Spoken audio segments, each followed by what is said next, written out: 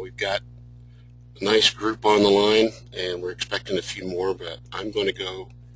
I am George Bergmark with GT Solutions International, and we are a premier solution provider of M-Files and the quality management system.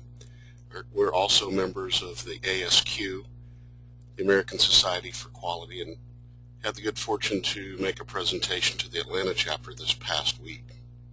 So welcome everyone. I am going to now hand it over to Dave Turner to give us a short presentation, and then we'll move on to the demonstration. At the bottom, there's a chat session, and if you have questions, go ahead and put them in the chat, and then we will answer them as we go. Thanks. Okay, thanks, George. If you would make me the presenter. You are on. Okay. Give me 2 seconds here to get my screen up and running. There we go.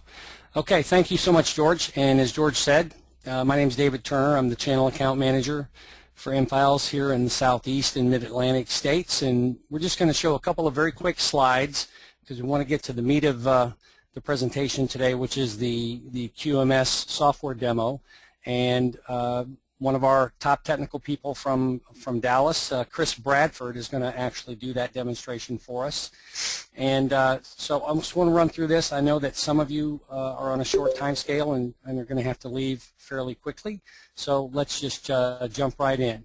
So with M-Files, and I'm not going to run through, a tremendous amount of background and all of these things about us. I encourage all of you to go to our website and look at case studies and Gartner Magic Quadrant information and Forrester research and all the industry accolades that we have received. We have two product families, our DMS, Document Management System product, and our QMS product, which is what we're going to talk about today. With our QMS product, we specialize in helping regulated businesses stay compliant. So M-Files is a tool that you can use that will help you maintain and pass any audits that you might have to deal with regarding any of the compliance situations that you might find yourself in, whether it's ISO in manufacturing or FDA, pharmaceutical, and those different kind of things. But the problems with most ECM systems are, very complex, which ends up resulting in low user adoption.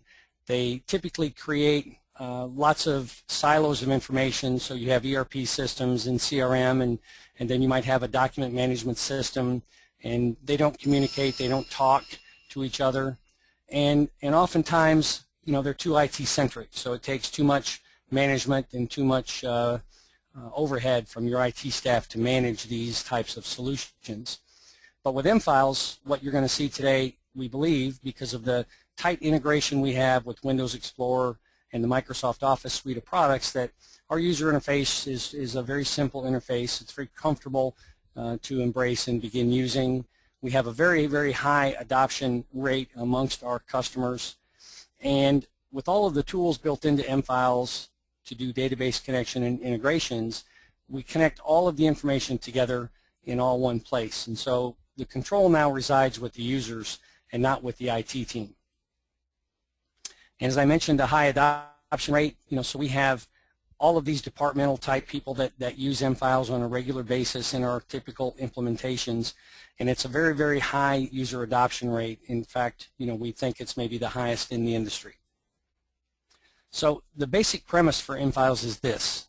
Instead of managing information by where it was last saved or where it's stored or where it lives, which is the way most companies manage things. So if you have a network folder structure, then you have to navigate yourself to wherever that file lives. Same thing with your paper files. You have to go find the right file cabinet in the right drawer to get to the right file. At M-Files, we manage information by what it is. So everything that's in our repository, and we call it the document vault, will be classified with some properties that we call metadata. So you'll be able to describe it, and then you'll be able to use this metadata to group things together in relevant ways that we call dynamic views and search for things that you need to find based on both contents and based on the metadata. And so different by design. So it's 100% metadata-driven architecture. There's 3 ways to access information in your vault and also participate in workflow. We have the Windows client, we have a web client, and we also have mobile apps available on the App Store for all of your smartphones and your tablets. We also provide both cloud and on-premise implementation platforms, and we also do a lot of times have what we call a hybrid implementation platform where you may have a cloud-based solution, for example, Salesforce.com, and you may choose to have your document management, your M-Files implementation on-premise.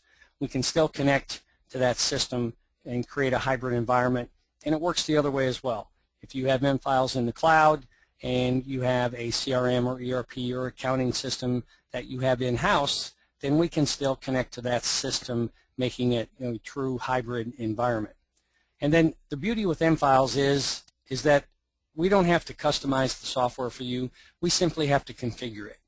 Everything is built in. We can rename things to your requirements and repurpose everything that's in the vault to build it to meet your needs and build your structure, your workflow, your approval processes, your document types, your metadata. We'll configure this all for you during the implementation phase of the project. And so with our quality management and compliance, we support FDA 21 CFR Part 11, European Union GMP, ISO 9000, 9001, and GMP, Good Manufacturing Processes. We have a lot of customers throughout all of these industries, and you can see some case studies for many of them out on our website. But we also include things into our QMS system like time-stamped logs and audit trails, comprehensive version history, mandatory workflows to put documents through an SOP process, an approval process, support for e-signatures, and very, very strict access control based on job, based on role, based on user login. And you'll see that when Chris gets into the software. And then as far as integrating with other third-party software, as I mentioned earlier, we have a lot of integrations already created and in place with third-party products like Microsoft Dynamics and Salesforce.com and a lot of these products, including SAP and Oracle. But with the tools built in and our M-Files API, we can really connect to virtually any database.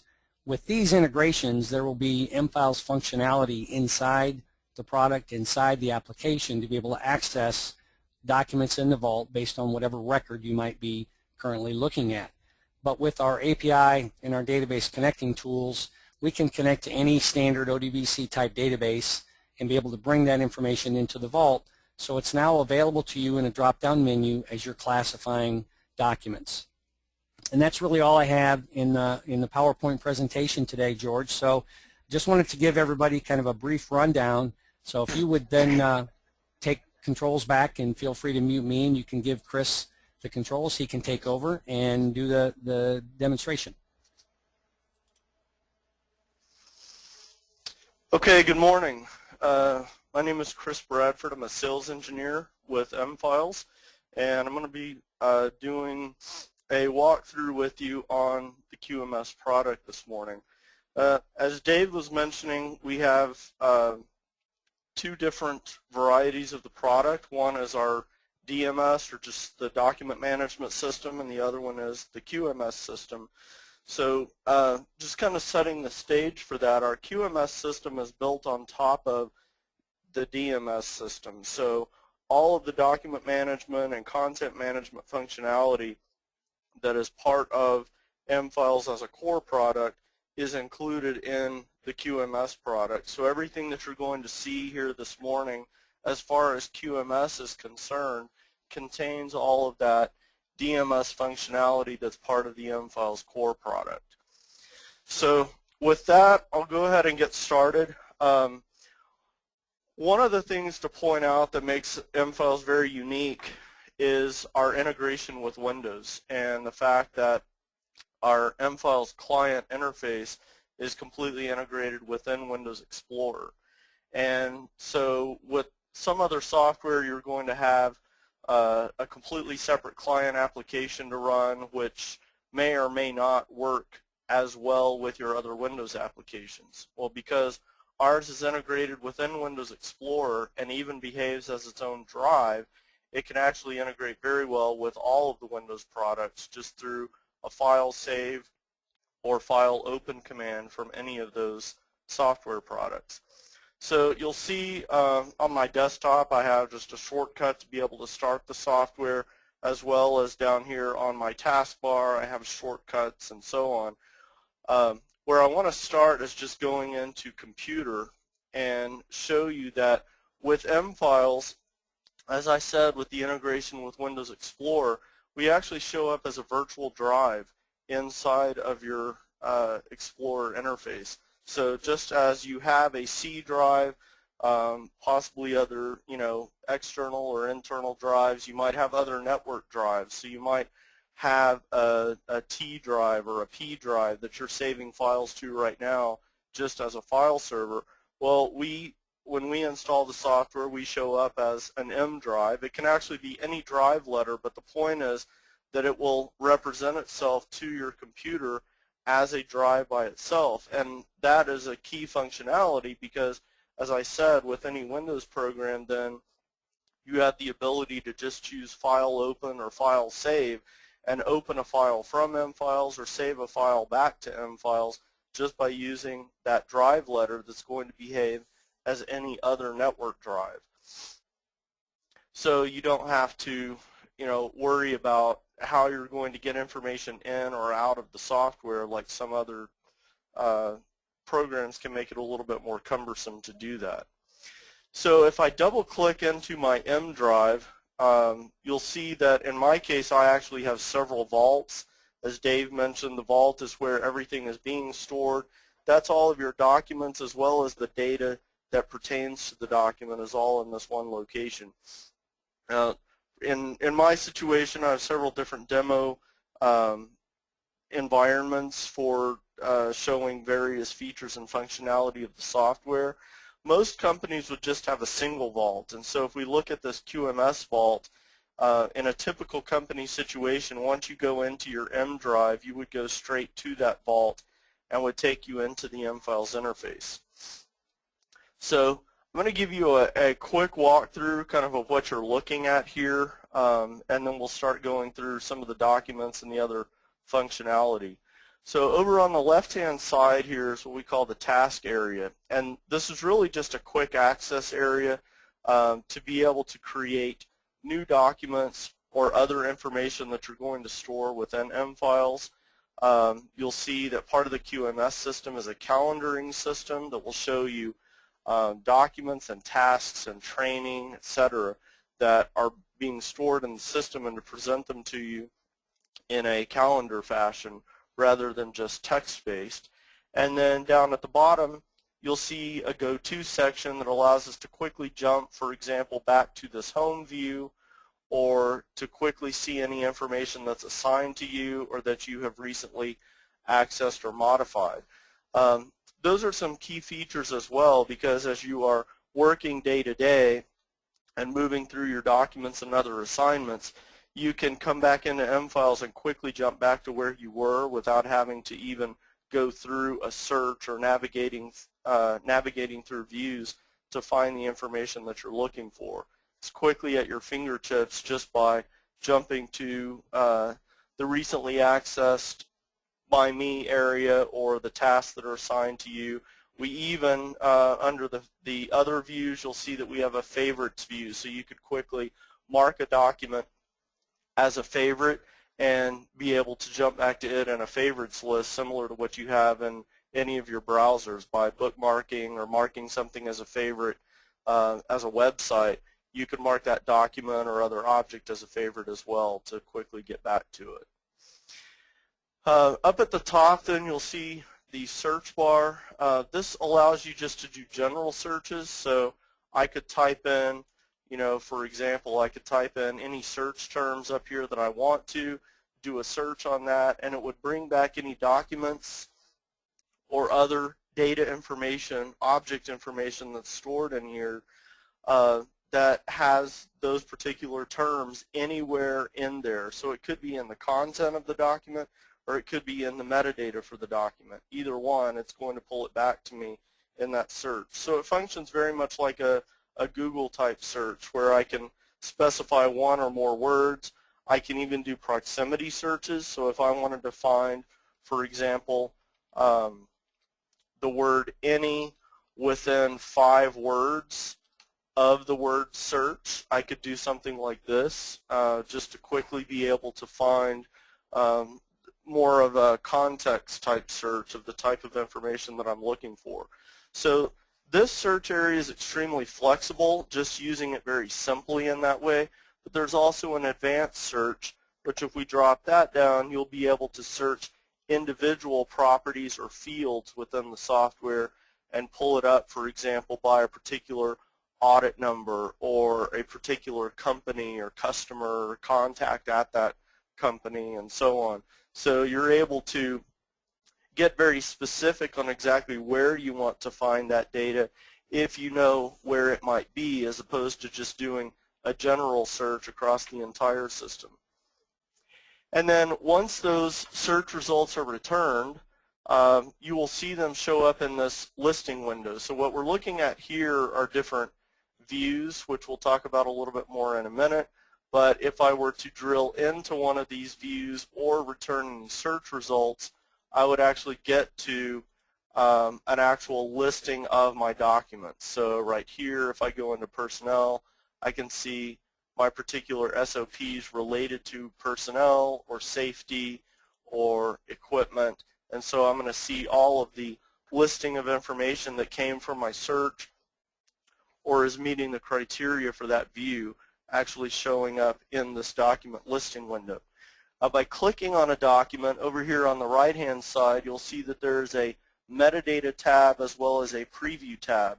So I could quickly just go to the preview tab and see an actual preview of that document without even having to open it. So if I'm looking for something in particular, and let's say it had returned 4 search results to me, I might quickly jump from one document to the next to be able to see exactly what the content of that document is without having to go through the process of opening it or checking it out to find out if that's actually the document that I'm after. But in the same way, I could look at the metadata tab and see all of the information for that particular document that's been stored with it. So for any one of these documents, as I look at the metadata, I would be able to see a particular area that it applies to, who authored it, reviewed it, approved it, what the effective date is, and so on. So all of that information is being stored along with the document as easily accessible through those searches. Now, a lot of the functionality that we're going to go through and things that I'm going to show you as a demonstration, we will step through in some detail. And I know that there are some people on the line that will not be able to stay on for the full amount of time. So I want to give you a really quick overview of kind of what we're looking at and the types of information that's being stored in here. And then later, after some of those people do have to jump off, we'll continue in detail as to how some of that information got here and what it would be like to use it on a daily basis.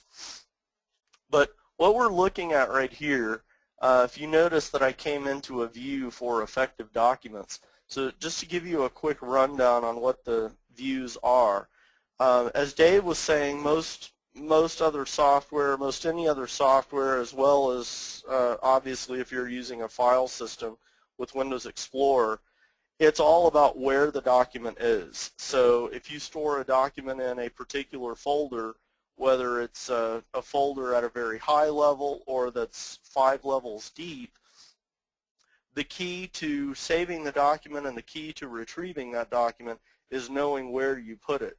Now, while there's a whole lot of information about that document that you may know or that's contained in the document, it doesn't come into play at all when you save that document in your Windows Explorer or other document management systems. And so you're going to have to drill back into that folder structure to find the document. But in fact, what really matters about all of your information is what that information is. You're not really going to find that document because of where it is. You're going to find the document because of what it's about and something that you need to work on at the time. So we take that fact and that functionality and build it into the software so that as you are saving your documents and you specify this information about the document, we're now able to pull the documents back to you in these views. Now, view is really just a saved search, and it can be built to look like or mimic a folder structure. The difference between the views and the folder structures is that nothing is actually stored inside of a view. Everything is just stored in M-Files as a whole, so it acts like one big bucket, and each document or other data object just has these kinds of tags hanging off of them. So if you just imagine a bucket of pieces of paper or files and they have tags hanging off of them, if I were to ask you, can you show me all of our SOPs relating to our equipment versus all of our SOPs, let's say, relating to safety or document management, well, a person could sift through all those documents and find all the ones that have a tag on them relating to equipment. That's exactly what M-Files is doing. When you do a search or go into a view, it pulls all of the information back to you that relates to the particular tags or metadata that's been associated with it. Now, what that means is that as you store additional information into M-Files or possibly even change certain metadata over time, the information will be presented back to you in a useful way and as it needs to be presented to you. So it's not important, for example, that if something about a file changes, that you also have to go move its location to match any information about the file. All you have to do is change that metadata and it will be presented back in the correct view.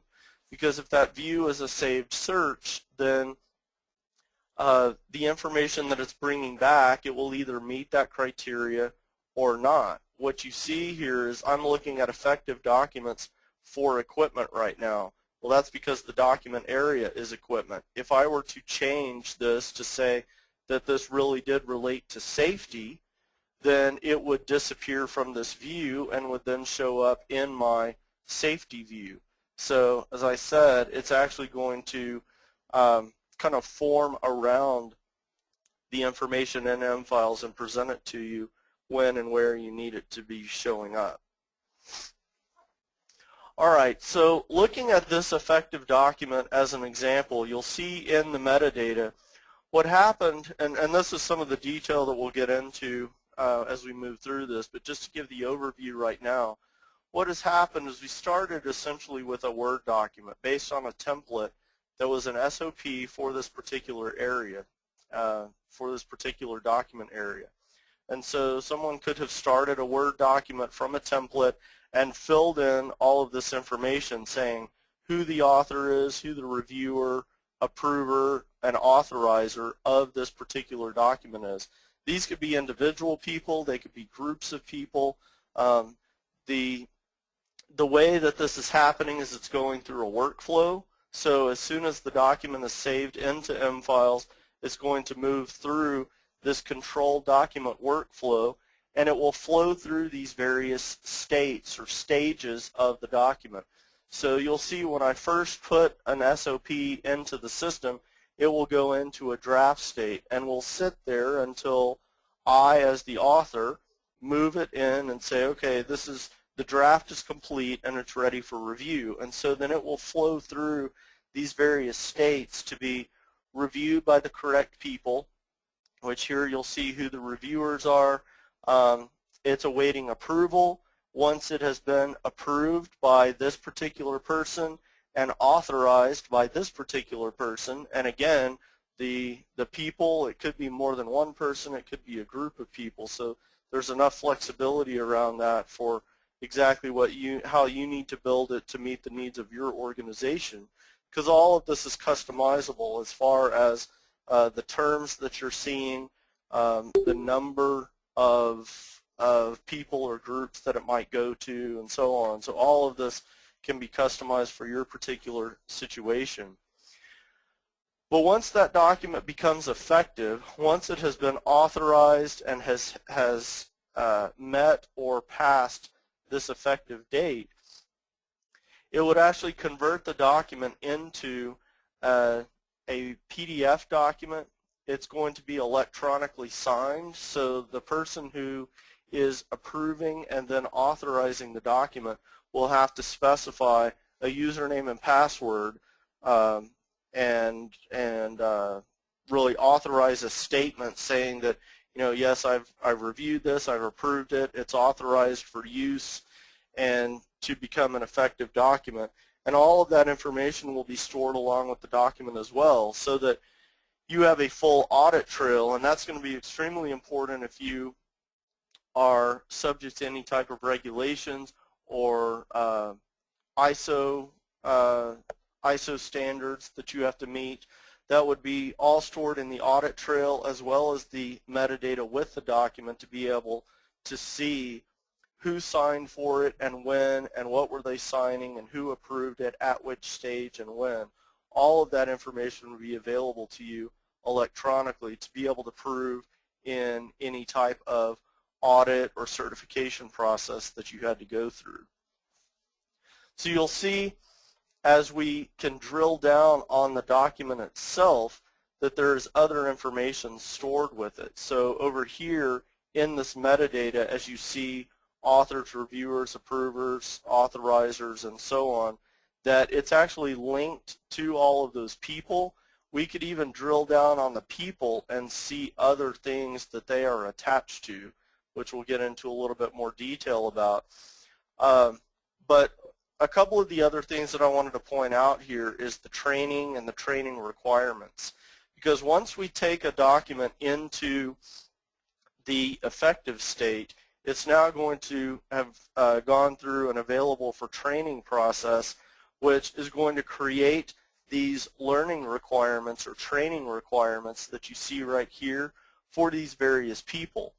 And the way it determines this, it's a couple of things. You'll notice that we do have required readers over here, so we could specify individuals that we want to have to read and attest to this document that they've learned it.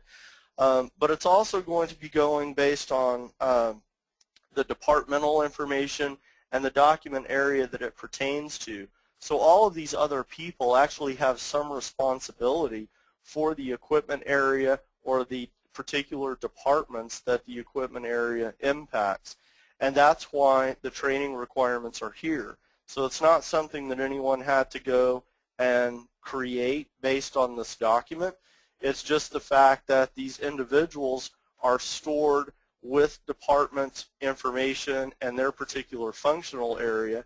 And so anytime a new document becomes effective, it will create that learning requirement for them. In the same way, if I were to hire a new employee and assign them to a particular area or department, they would automatically have training requirements assigned to them for all of the procedures and processes that are already in effect. So for example, if I were to create a new employee that had an impact in the equipment area or the particular department that this impacts, they would get a training requirement assigned to them as well automatically. So again, it's taking care of it for you all in the background. And then there are a couple of options as to how those training requirements can be fulfilled. You can either have the person just go through and do kind of a self-learning where they read the document and then they come in here and mark the assignment complete. And in the same way that the person who was approving or authorizing the document in the first place would have to electronically sign for it, the person who is now completing the training requirement and saying, yes, I read the document, you know, I understand it and am now responsible for the information in that document, they would also do an electronic signature. And so that information would be stored along with the document. So again, for audit purposes, you could come back and see which people have actually gone through and read the document and attested to the fact that they have read it, understand it, and can apply the information in it.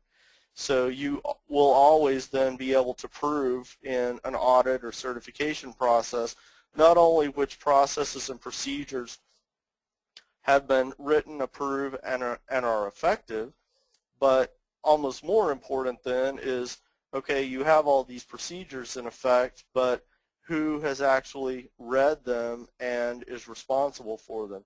And you would then be able to prove that as well. So that's one way that you could do it, is through self-learning. The other way that this could be done is, you'll see that in this particular case, there was a training event created. This training event, you'll see over here, is going to be held by Joel, who is the trainer, and then we have certain participants for this training. Now, once this training session has been held, and you'll see that it's in a workflow of its own, that it is now in a signed and completed state, which it would have moved from the training being scheduled to being held and then signed and completed, is that Joel, as the trainer, would actually attest to the fact that all of these participants did in fact attend the training. And so as a part of attending that training class, he can sign off on the fact that they have attended the training. And again, you would have proof of that not only through the signing, but it's also going to create these training records. So I could then look down and find the training record for that particular individual to see that they have actually attended the training and learned the information. And so we will then have documents created that are certificates. So for each training that they complete, it would actually generate a certificate for them automatically. And so if we preview that certificate, you'll see which training they participated in, when they participated, and it will put this digital signature on there for the actual trainer.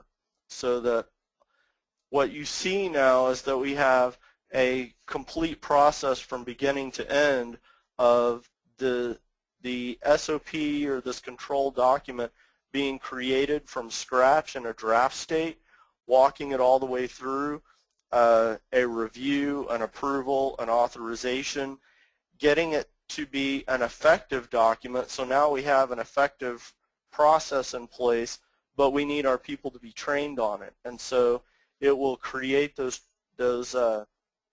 training requirements for you, and then there's a couple of different ways that they can fulfill that. They can either do a self-learning, read the document, and electronically sign it, or they could attend a training class, in which case, if they attend that training class and the trainer signs off that all of these people have participated, then it will create the training certificate for them and mark that training requirement complete, since they actually attended that training event.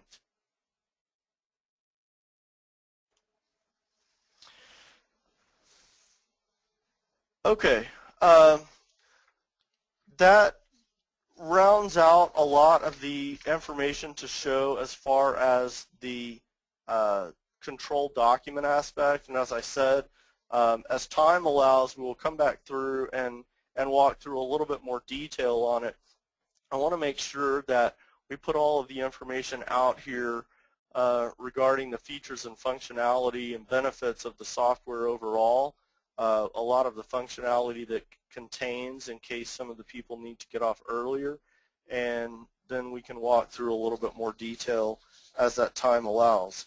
So as we've looked at the SOPs and document creation, the training, and so on, a lot of the reason that this is being done then is to be able to prove all of this information for those certification and audits that I've referred to a few times. And so we also have the mechanism in here to manage those audits and any audit findings that come up, as well as addressing those findings to correct any issues that may have been noticed during the process. So the first thing that we would want to do in a situation like this, so let's say that we're going to go through an audit, well, we can create a new audit object in here. And the object is not something we spent much time talking about so far. So just to kind of give you an idea of what we're looking at, all of the documents in the system are objects. They are the thing or the entity. It's a physical file that is being stored in M-Files. And this could have been created as an electronic document, or it could have been scanned in, it could have come from an email that was dragged and dropped. A lot of different ways that information could get into M-Files that is document-based. But as Dave mentioned in his presentation, we can also connect to external databases and sync some of that information in. So if you have a CRM system with a lot of customer information, you have an ERP that may contain project information, you might have an HR system with all of your employee data. We could connect to any or all of those systems and bring that information into M-Files. And there's a couple of reasons for doing that. One is going to be just having the information available to use as metadata. So when we go to specify any information, if we go back to look at my recently accessed by me, if we look at a particular document and you see all of the metadata that's assigned to it, if we click on any one of these properties, for example, the author, I'm seeing a list of all of my employees here. So that's what might have come from my HR system. If I were looking at other document types, I might see a project listing, or I could see customer listing. So all of that information that can show up in a drop-down is going to make it extremely fast and easy for me to classify the document.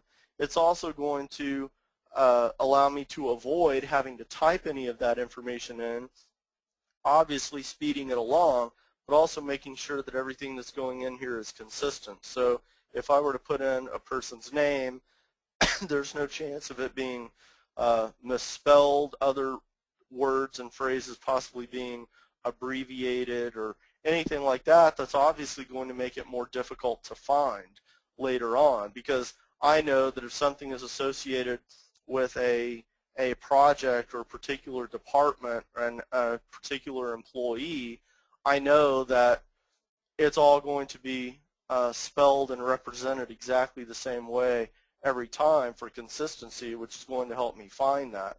So that's one of the reasons that we would want to connect into these other systems, is to bring the data in and make it extremely easy to classify the documents.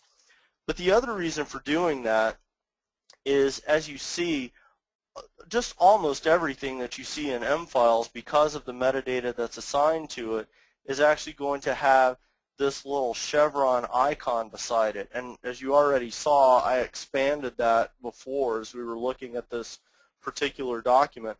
This is showing everything that this document is associated with or related to. And all of that information that could come from the other systems or that we might store in M-Files by itself, we call those objects. And like I said, a document is a particular type of object that happens to contain a file. If we were talking about an employee or a project or a customer, those are objects in M-Files also. It's a thing or entity that we're storing data about. So with a customer, we might have addresses and phone numbers and websites, and an employee, we might have an employee number and their email address and their social security number, and so on. We can store all of that information about the various objects and information that's being kept in M-Files. Well, all of that can be related together, and so if, for example, I were to look at the training requirements on this particular document, and I can see, for example, that Greg Milliken here was a person who had to fulfill the training requirement, which he did.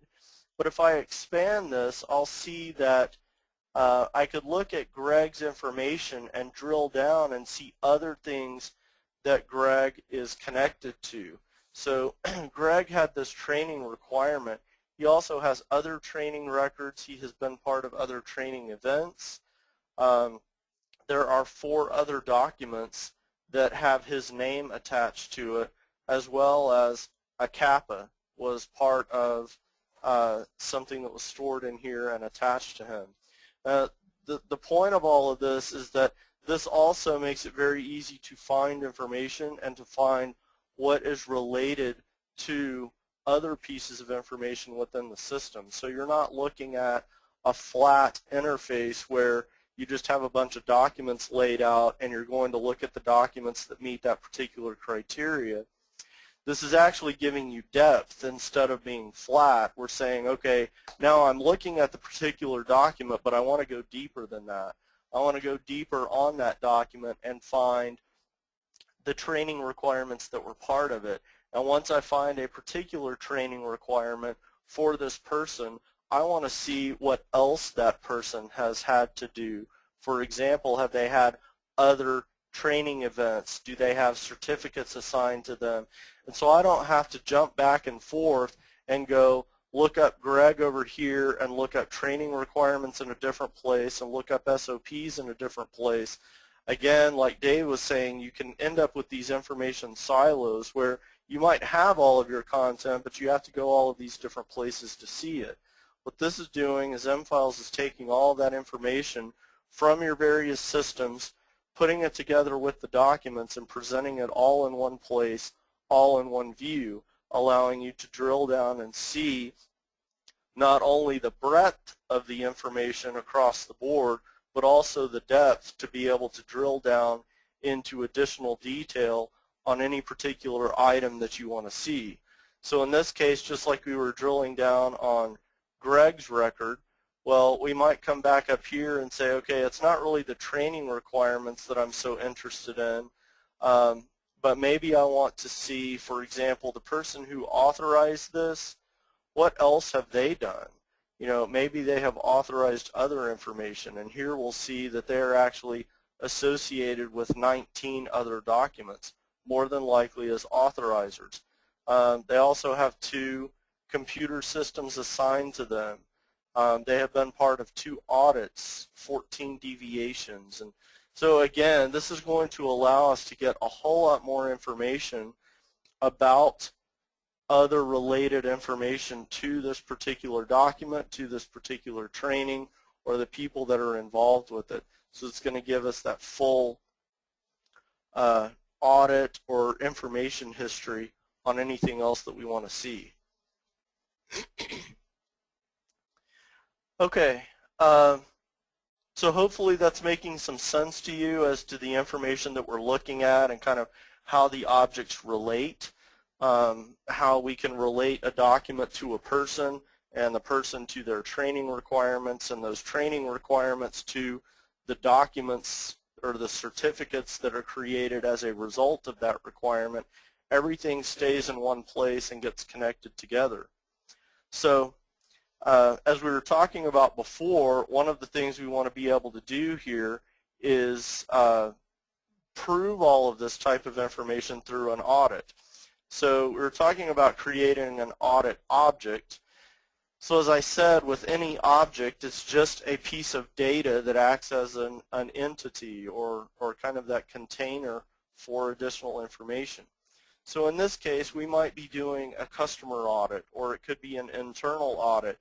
It may be, in this case, for example, a regulatory inspection if you are subject to FDA requirements or HIPAA or anything else where someone might be coming in from the outside, then it may be that type of inspection. Let's just assume that we're doing an internal audit. So we have all of these processes and procedures in place. Let's say we've had this QMS system for 6 months, and it's time for us to go back and figure out, you know, what exactly is it doing for us? Where are we meeting our requirements? Where are we falling short of our requirements? So if I create a new audit, I can title this audit, and let's just call it Equipment Audit Review. And I could put any additional descriptions, subsidiary information. So I might say, you know, it relates to this particular company and this particular warehouse at this company. We might relate it to particular products, particularly as we're talking about equipment. So maybe it's product X, and we can specify a start date for this audit. So maybe we want to start it today, and we want to make sure that the audit is complete by April 30th. I'm actually logged on as a demo user right now, so I'm going to put myself as the responsible person for this audit. So as I create this, again, I'm just putting in a lot of information about the audit to be able to come back and look at it at a later time. You'll also see that this is automatically going into a workflow. We've talked about workflows on a couple of different occasions already as it related to documents. But as I said, a document is just a specific type of object that happens to have a file attached to it. This audit by itself is just data, but because it is an object as well, it can go through a workflow. So if you think about that, let's say from a CRM perspective, if you have a new customer, or from an ERP perspective, you have a new project, well, you might want certain things to happen with that new customer. Let's say we load the customer in the system and we need to generate an extranet account for them if we want them to be able to log into our website. Or we're setting up a new project, and once we set up that project, we need it to flow over to the project manager for them to provide additional information and then put it into an active state. So there could be situations where you have these data objects that you need to go through a workflow because things need to happen with them as part of a business process in the same way that things need to happen with documents. So we put this into a workflow that says that this particular audit is now going to be in an active state and open and ongoing. So we'll create that audit, and since I'm in my recently accessed by me view right here, I can now see that audit that I've just created. So it is automatically named this, and that's something that can happen throughout M-Files as a whole, is to establish naming conventions. So we already talked about consistency of data, particularly when it's coming from the outside, like your customer, employee, and project information that you might feed into M-Files. But even once you're creating information within M-Files, you want some additional consistency. Most of the time, companies will want some type of naming conventions, for example, on file types. And there's absolutely nothing that you can do to enforce that within Windows Explorer. You can give examples and create template files and train and so on. And, you know, eventually someone's going to come along that just doesn't follow it, or they don't know the procedure, or they misspell something, and all kinds of reasons why those types of standards may not actually be met. Well, with M-Files, in every way, we can create these types of naming conventions and processes that need to be followed and make sure that they actually do get enforced and are followed before something continues on down the path.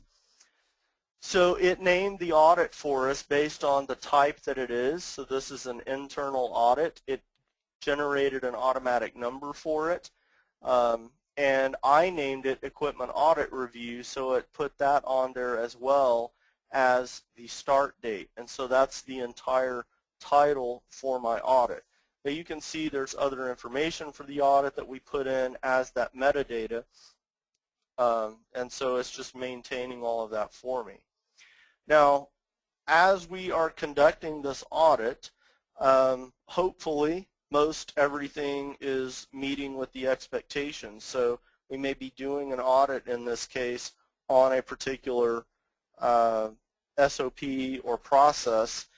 As I said, hopefully we're meeting most of that, but just in case we are not, then we have the ability in here to actually start creating deviations. The deviation is going to be exactly that. It's a place where, as we're going through the audit, we find that something is not meeting with expectations, and we actually need to document this. And again, whether we're doing this as an internal audit or if we're having a regulatory inspection or any other type of review process, we might then want to track the fact or need to document that there was some deviation from what we expected. So as we're doing this internal audit now, we could say that, well, now we have an audit finding or maybe a quality deviation. We could even do, for example, customer feedback. And that might not, in this case, it wouldn't apply, but that might be a situation where you're not doing an audit, but some customer feedback has come in and it has generated an issue for you. You've got this customer feedback and now you want to document it as a deviation from what should be happening even if you did not have an ongoing audit. And I point that out because depending on the different class or type of information that you're entering, it's going to ask you for different information. So you'll see, for example, with customer feedback, it wants to know who the customer is, who the product is, etc. But if we tell it that we have an audit finding, well, it's not asking us for customer information, but it is asking us for the particular audit that it relates to and the particular deviation area. So that's actually true for anything that you're storing in M-Files, is that as you're telling it, for example, a document type or an audit type or a deviation type, all of the classes or classifications of information that you're putting in are going to drive the various options that are presented to you. So it's going to ask you for the information that is only relevant for the type of item you're putting in. So here we're putting in a deviation that is specifically an audit finding. It knows that an audit finding should require this particular information. But if we were doing a deviation, for example, that was customer feedback, it knows that we need information that's even different than that. And this all gets into the configuration of the software. This is the way it behaves kind of out of the box with a standard installation. But of course, if you have other deviation types or other audit types, or there's certain information that you want to track about that you're not seeing here, or maybe you use different terminology, all of that's completely customizable or configurable within the system. And those types of changes are extremely simple to perform. Going in and renaming or adding something is not a big deal at all. So as we do this audit finding, we're doing an equipment audit review in this case. So let's say equipment has not been maintained on schedule. So that's our issue. We're going to relate it to an open audit. In this case, we're relating it to audit 119. That's asking here, do I want to also fill in who the responsible person is? And I'll say yes, and you'll see that it can auto-populate that. So any information that's tied to the audit that's also going to be used on the deviation, it could automatically populate. And I put myself in as the responsible person on the audit, so it was making the assumption that I would also be responsible for this particular deviation. So now it's asking for the deviation area. In this case, we know that we're talking about the equipment area, so let's just say that this was about facilities, the particular equipment within the facilities. And the severity on this, we could put in various severity ratings, but I think I'm just going to call this major for this equipment not being maintained on schedule. And the due date, let's say that we're going to give someone until the 15th to resolve this particular issue. So we could come in, we could put in a root cause, let's say personnel was not properly trained. This may be a situation where prior to QMS being installed, people were not properly trained on that particular process. The process has now been put in place newly, and so now we need to make sure that these people are trained correctly. So we're going to go ahead and create this deviation. What you'll see over here is that under the internal audit 119, now it has linked that deviation to it, and in the same way under the deviation it is also linked to the audit and the responsible person. So as I said, all of this association and relationship aspect is being maintained for us just by us putting in that particular metadata. I put myself in as the responsible person, I tied it to that audit, and so now I don't just have to go to the deviation to find out what I want. I could go to the audit to find out what I want. It may be that this audit eventually ends up with 10 different deviations.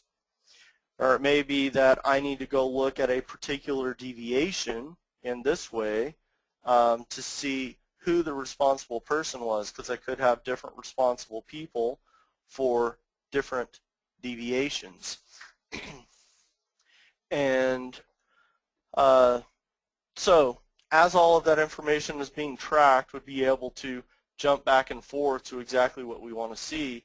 Just like if I were now to look at this particular demo user, I might find other deviations. See, here's another deviation that particular person is tied to.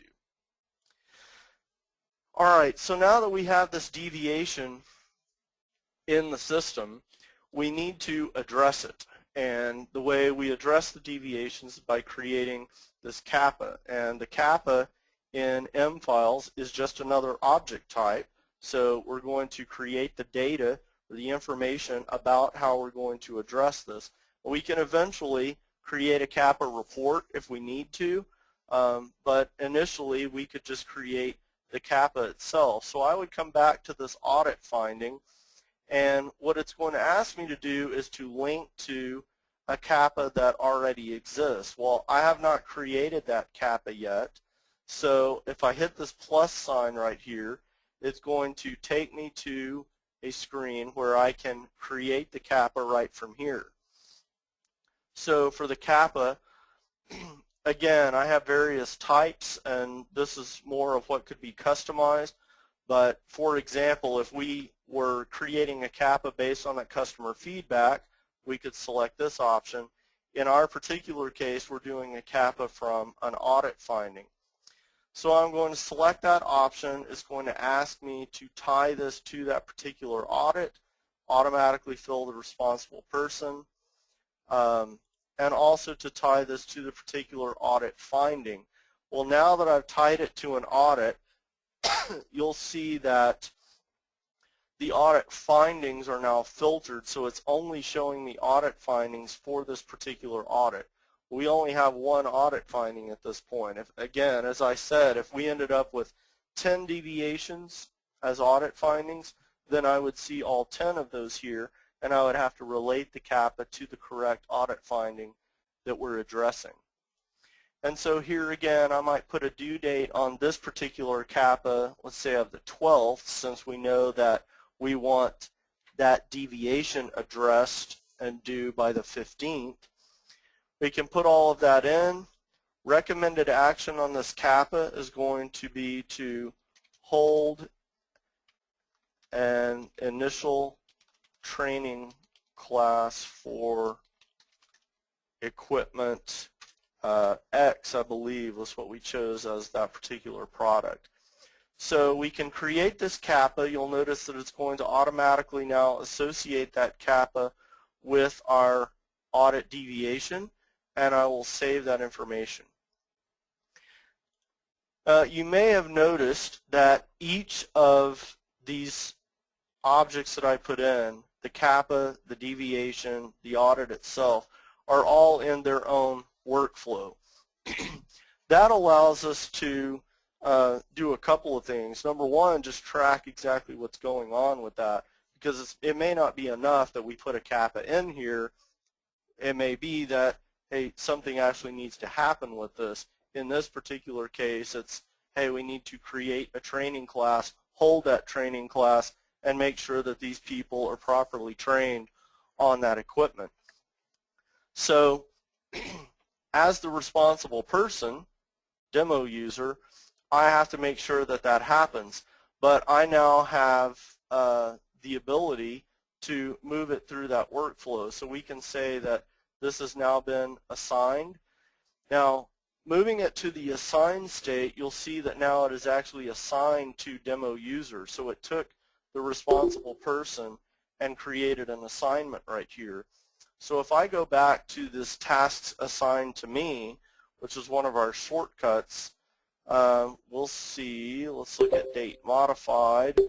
Here is the kappa right here that was just assigned to me. That's what we were just looking at. And so it's assigned it to me saying, hey, I need to actually be responsible for setting up and possibly holding this training class. So it's going to sit in my assignment queue until I do something with it. Now, as things go through a workflow in M-Files, it can send out additional notifications through email. It can escalate the process. So let's say that this sits in here beyond April 12th. It could be sending reminders to me all along saying, hey, you have not completed this yet. It might also be sending reminders to a supervisor, to other departments. In this case, I'm the person responsible for the audit as well as the deviation. We might say, okay, you're not doing your job with the deviation and the kappa. We need to notify the person who's responsible for the overall audit. So we could send out those types of notifications, escalations. We might even have this reassigned. If something doesn't happen with it by the 12th, then we reassign it to someone else and make sure that they take responsibility for it and it's actually completed. So there are a lot of different options that can happen here just by it going through the workflow. And so we could now take it all the way to the point that it's been resolved and completed. Now you'll see that it will not allow me to do that because the corrective action is empty. So we need to put in here that training class was scheduled and held. And so now we can save that and move it to a resolved state, and it will actually allow us to move it at that point. So you'll see that it dropped off of my assigned to me list.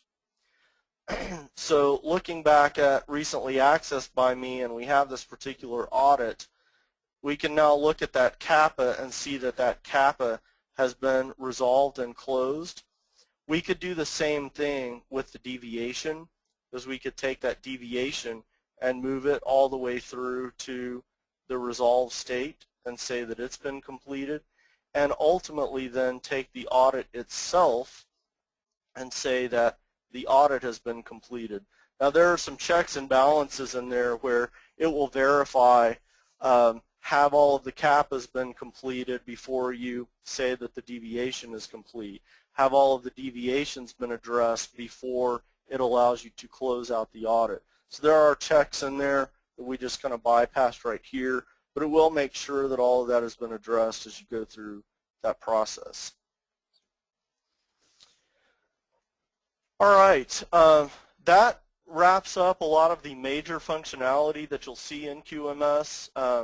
There's a lot more that we don't have time to cover, but I think from the standpoint of your control documents, your audits, deviations, kappas, setting up review tasks, every time you create a new control document, it will allow you to or it will create a new review task so that that document can be reviewed on a periodic basis that you specify. So all of that is being managed in the background along with those training requirements, training classes, certificates, and so on. So I hope that gives you a good idea of what the capabilities are and how it could help you in your environment to help you meet these types of regulations. So Thanks we'll very open it much, up Chris. for questions now if you do have any questions then you could type those into the window. And if you do have a question, I can unmute you and you could ask the question directly if you'd like.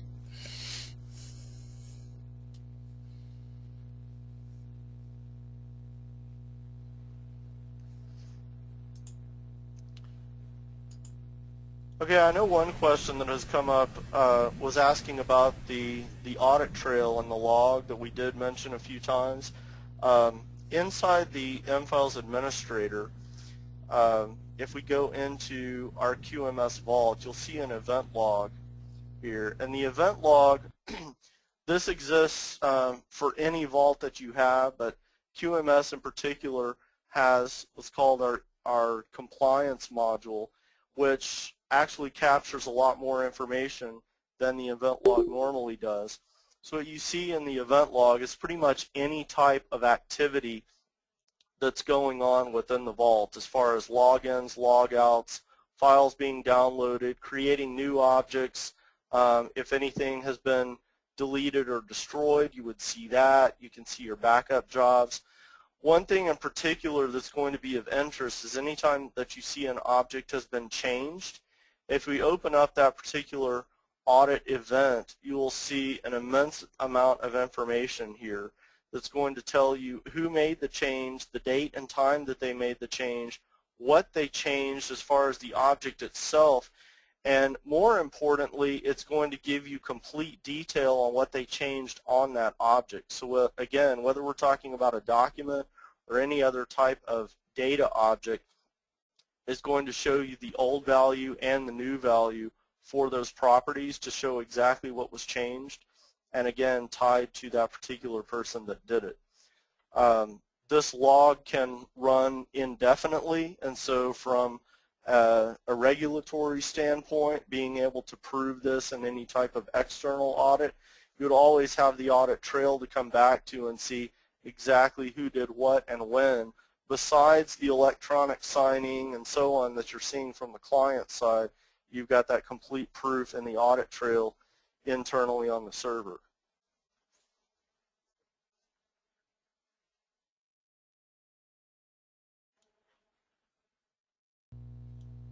Any more questions for Chris while we've got him on the line?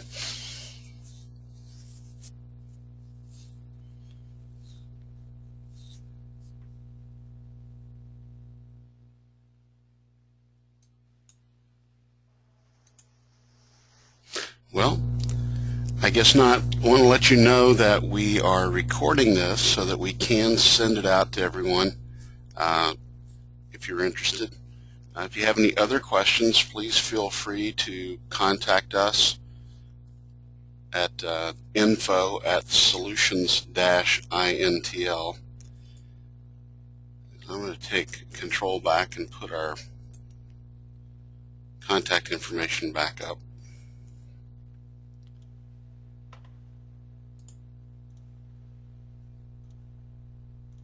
Here we go. Again, I want to thank everybody for getting on the call. You can go to our website at solutions-intl.com/ECM, which gives you a little more information on each one of the M-Files products related to enterprise content management. That being said, any other questions? That being said, we will conclude for today, and I want to thank Chris for helping us present today, and also Dave Turner, who's our channel rep out of Raleigh, North Carolina. We'll talk to you soon. Thanks.